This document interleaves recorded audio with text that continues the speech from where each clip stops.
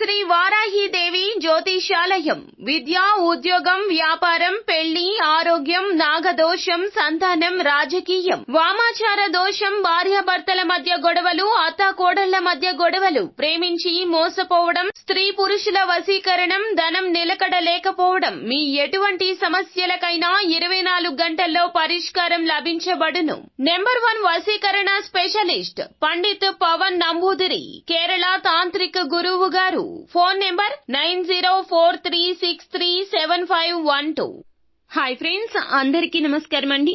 మరొక 2 రోజుల్లో కుంభరాశి వారి జాతకులు మీ నట్టింట మరణ మృదంగం మోగబోతుంది. ఘోరం జరగబోతుంది. వీరిని తప్పక రక్షించుకోండి, లేకుంటే గనక మానసికంగా మీరు చాలా కృంగిపోతారు. ఈ యొక్క సమస్య మిమ్మల్ని ఎంతగానో వేధిస్తుంది. మీ కాళ్ల కింద భూమి కంపించిపోతుంది. పరిస్థితి అంతలా దిగజారిపోతుంది. ముందుగానే మీరు జాగ్రత్త పడండి. ఇటువంటి అననుకూల పరిస్థితి నుండి భగవంతుడే మిమ్మల్ని కాపాడగలడు.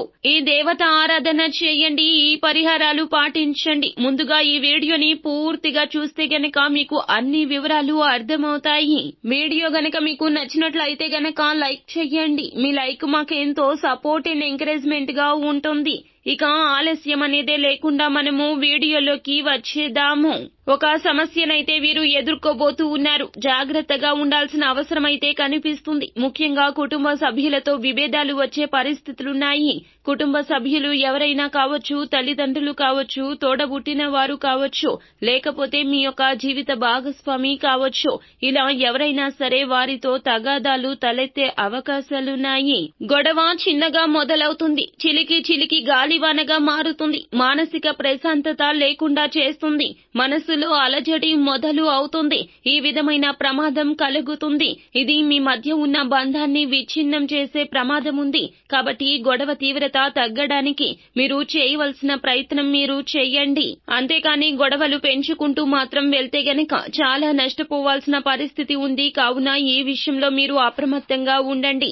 ఈ సమయంలో మీరు రాజీ పడే పరిస్థితి వచ్చినా కానీ రాజీ పడ్డానికి ముందుకు వెళ్లకుండా ఉండొద్దు. రాజీ పడితేనే మీ బంధాన్ని మీరు కాపాడుకున్న వారు అవుతారు. లేకపోతే మీ జీవితంలో ఎన్నో రకాల సమస్యలు ఎదుర్కోవాల్సి వస్తుంది. కాబట్టి ఈ రాశి వారు ఈ విషయంలో చాలా జాగ్రత్త. అలాగే మీరు వీరిని రక్షించుకోవాల్సిన పరిస్థితి కూడా కనిపిస్తుంది. ఆ వ్యక్తులు ఎవరు అంటే గనక అది మీ తల్లిదండ్రులు కావచ్చు, లేకపోతే గ్రాండ్ పేరెంట్స్ కావచ్చు. ఇలా ఎవరైనా సరే కానీ 70 ఏళ్లు పైబడిన వారు మీ స్వగృహంలో ఉంటే గనక వారి పట్ల జాగ్రత్త వహించండి. ఎందుకంటే సమస్య తీవ్రత చిన్నగా మొదలవుతుంది. వారి యొక్క అనారోగ్య సమస్య కావచ్చు, మానసిక సమస్య కావచ్చు, మీకు చెప్పడానికి జంకుతూ ఉండవచ్చును. మీరే వారి వద్దకు వెళ్ళండి. ప్రేమపూర్వకంగా అడిగి తెలుసుకోండి. సమస్య చిన్నది అయినా కూడా ఆదిలోనే తుంచే ప్రయత్నం చేయండి. కాబట్టి మీరు వారిని కాపాడుకోవడానికి ఈ జాగ్రత్తలు తప్పక తీసుకోండి. సమస్య తీవ్రత చిన్నగా ఉన్నప్పుడు నియంత్రిస్తే గనక, మీ వంతు ప్రయత్నం మీరు చేస్తే గనక తీవ్రత పెరగకుండా జాగ్రత్త పడిన వారు అవుతారు. అప్పుడే మీ జీవితంలో ఎటువంటి పరిస్థితులు వచ్చినా కానీ వాటిని ఎదుర్కొనే మనోధైర్యం కూడా మీకు కలుగుతుంది. బంధాలు విచ్ఛిన్నం కాకుండా కాపాడుకోగలుగుతారు. ఎందుకంటే బంధాలకు మించినవి ప్రపంచంలో ఏమీ లేవండి.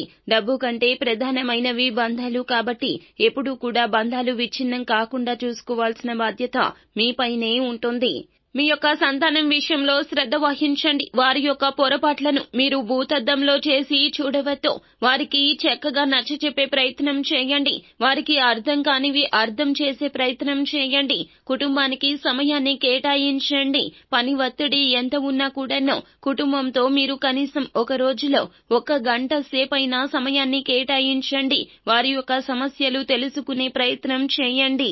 వారి తప్పులను సరిదిద్దే ప్రయత్నం చేయండి. అప్పుడే మీ ఇంట్లో ఘోరం జరగకుండా మీరు నిలువరించిన వారు అవుతారు. లేదంటే సమస్యల తీవ్రతకు భయపడిపోయి లేదా అనారోగ్య సమస్యలతో వారు కృంగిపోయి మీ ఇంట మరణం కూడా సంభవించవచ్చును. మరణ మృదంగం మోగుతుంది.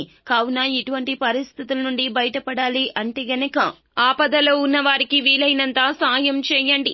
అలాగే శనివారం శని దేవాలయానికి వెళ్లి నల్ల శనగల ప్రసాదం, నల్ల నువ్వులు మరియు బెల్లం కలిపి తయారు చేసిన తీపి వంటకాన్ని పంచిపెట్టండి. ఈ విధంగా చేస్తే శుభ ఫలితాలు పొందుకుంటారు. గోమాత సేవలో కొంత సమయం గడపండి. ఎప్పుడూ కూడా గోమాత సంరక్షణ కోసం మీ శక్త్యానుసారం ఆర్థిక సాయాన్ని చేయండి. ప్రతిరోజు లేదా శుక్రవారం లేదా అమావాస్య తిథుల్లో మహాలక్ష్మి మంత్రాలను, స్తోత్రాలను కూడా పఠించండి. మంగళ, శని, ఆదివారాలు, పౌర్ణమి తిథుల్లో హనుమాన్ చాలీసాను పఠించండి.